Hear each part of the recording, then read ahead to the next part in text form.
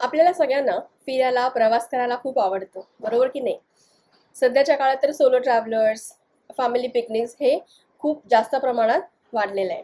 मग असं आपल्याला कुठे फिरायला जायचं असेल आणि खास करून गेल्या 2-3 वेळेला ना मला अनेक आजी-आजोबांकडनं असं ऐकू आलं, की आम्हाला अ, परदेशात जायचं असतं मुला-मुलींना भेटायला. पण तिथे गेलं की इंग्लिश बोलायचा प्रॉब्लेम होतो.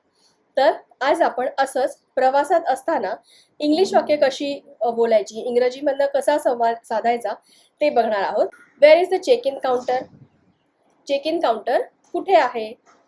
Wear is the check in counter? Check in counter कुठे आहे? What time does the flight depart? Flight किती वाजता निघणार आहे? What time does the flight depart?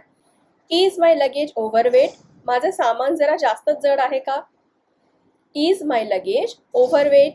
माझं सामान जास्त जड आहे का? Which gate should I go to? मला कोणत्या गेटवर जायचं आहे किंवा मी कोणत्या गेटवर जाऊ? Which gate should I go to? मी कोणत्या गेटवर जाऊ? Could I get some water? मला जरा पाणी मिळेल का? Could I get some water? मला पाणी मिळेल का?